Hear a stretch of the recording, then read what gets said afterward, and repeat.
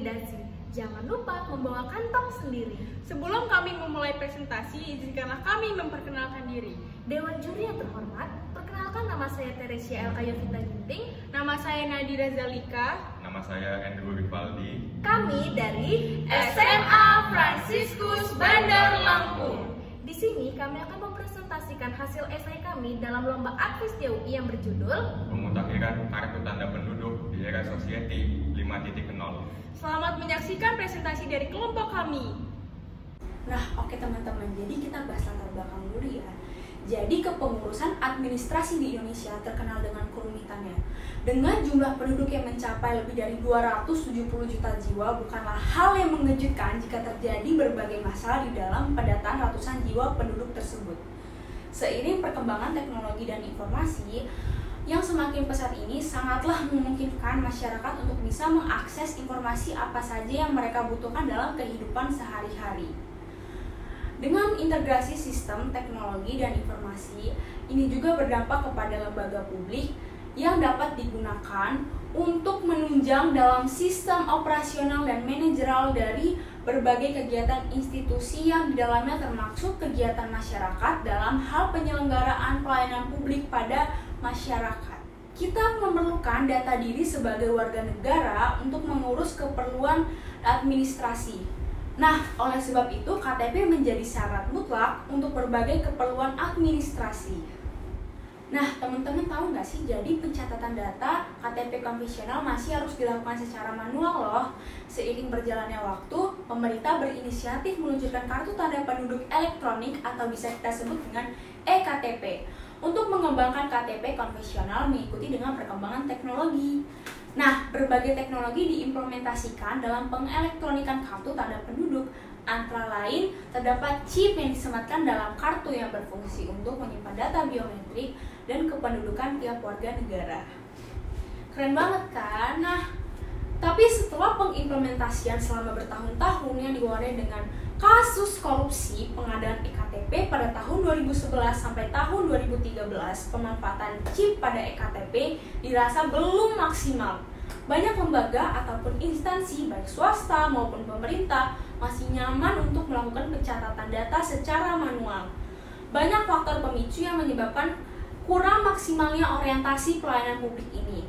Di antaranya, kurangnya tenaga kerja yang terlatih dan terampil dalam menyederhanakan penggunaan teknologi. Terus, kurangnya sumber-sumber dana untuk melakukan tanggung jawab dan adanya sikap keengganan untuk melakukan delegasi wewenang. Kurangnya infrastruktur, teknologi, dan infrastruktur fisik dalam menunjang pelaksanaan tugas-tugas pelayanan publik juga menjadi salah satu penyebab kurang maksimalnya orientasi pelayanan publik. Padahal nyatanya kartu tanda penduduk elektronik ini dapat mengakuratkan data penduduk untuk mendukung program pembangunan, bahkan dapat mencegah peluang adanya KTP ganda dan pemalsuan KTP sehingga memberikan rasa aman dan kepastian hukum bagi masyarakat. Hal tersebut mungkin disebabkan oleh beberapa faktor, antara lain kurangnya sosialisasi dari pihak yang berwenang seperti Kementerian Dalam Negeri sehingga pengetahuan akan teknologi pada eKTP masih sangat minim. Faktor lainnya mungkin teknologi untuk membaca data pada chip eKTP masih jarang ditemui. Seperti layaknya sistem kunci, sebuah anak kunci tidak ada gunanya jika tidak ada rumah yang kuncinya sesuai, apalagi jika rumahnya saja tidak ada. Nah, untuk dapat membaca data pada eKTP diperlukan alat juga, yakni card reader. Mungkin kendala pengadaan card reader menjadi penyebab banyaknya lembaga atau instansi masih melakukan pencatatan data secara manual.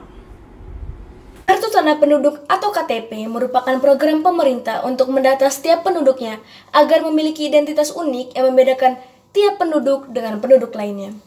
KTP berhak dimiliki oleh warga negara Indonesia yang telah genap berusia 17 tahun.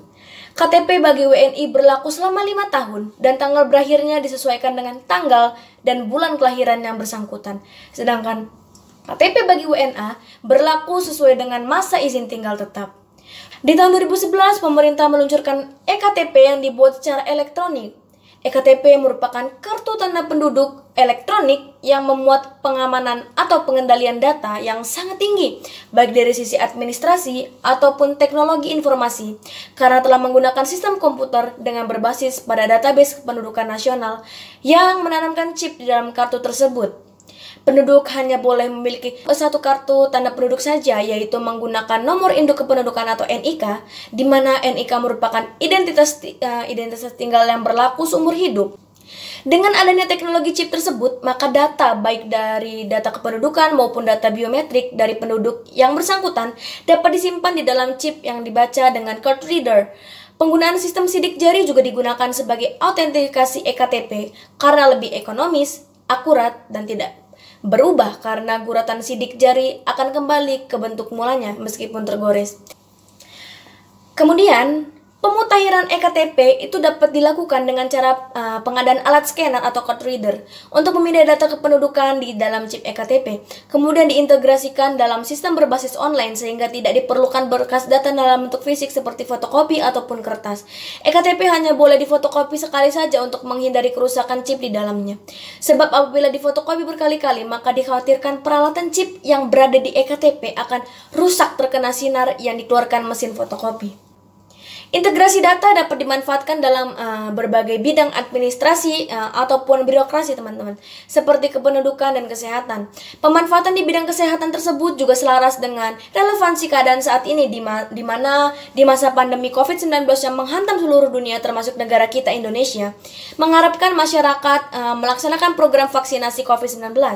Integrasi tersebut dapat dilaksanakan dalam program vaksinasi COVID-19 untuk mendata penduduk yang telah melaksanakan program tersebut, sehingga proses pendataan dapat lebih mudah dan efisien, serta mengatasi keresahan masyarakat di beberapa daerah di Indonesia yang masih membutuhkan berkas data secara fisik seperti fotokopi EKTP untuk bisa melaksanakan program vaksinasi, yang sebenarnya sudah tidak diperlukan lagi, teman-teman.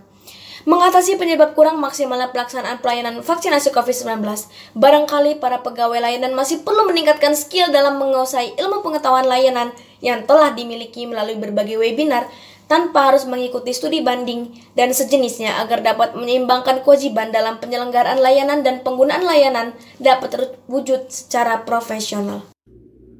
Peranan pemerintah di dalam sebuah negara untuk menciptakan sebuah lingkungan administrasi yang kondusif dalam menghadapi era globalisasi merupakan sesuatu yang mutlak harus dilakukan. Untuk itu diperlukan suatu pemahaman yang bisa membantu memahami bagaimana seharusnya lembaga pelayanan publik ini bekerja sehingga bisa menghasilkan output yang signifikan. Langkah pemerintah dalam transisi KTP konvensional menuju EKTP sudah baik, namun belum rampung sepenuhnya. Oleh karena itu, perlu digencarkan pencatatan data dari EKTP dengan card reader. Dengan masifnya pencatatan data secara digital tersebut, tentu dalam beberapa tahun ke depan, cara pencatatan data secara tradisional lama-kelamaan akan ditinggalkan, sehingga teknologi dalam EKTP dapat terimplementasi secara maksimal. Pencatatan data secara digital dapat menjadi langkah awal dari sekian banyak cara yang telah kita lakukan untuk menyongsong era digitalisasi dan era society 5.0, yang mana pada era tersebut masyarakat dituntut untuk bisa memanfaatkan teknologi di berbagai bidang kehidupan, termasuk bidang pelayanan publik. Perlu diingat pula bahwa dengan semakin mudahnya kepengurusan layanan publik, aspek keamanan menjadi hal selanjutnya yang perlu kita perhatikan. Jangan sampai data dari ratusan juta penduduk Indonesia bocor ke pihak yang tidak semestinya. Jangan sampai pula kasus korupsi pengadaan EKTP di masa lampau terulang kembali. Kejahatan ataupun tindak kriminal pun telah bertransisi ke lingkup digital. Maka proses digitalisasi juga memerlukan antisipasi jika terjadi kejahatan siber atau cybercrime yang tidak kita inginkan. Segala sesuatu pasti memiliki resiko. Namun, cara kita menghadapi dan mengantisipasi resiko tersebut menunjukkan seberapa jauh kita telah melangkah menuju hal yang lebih baik. Sekian presentasi dari kelompok kami. Mohon maaf jika terdapat kesalahan kata yang kurang berkenan di hati Bapak, Ibu Dewan Juri, dan teman-teman sekalian. Akhir kata kami mengucapkan Sekian dan terima kasih.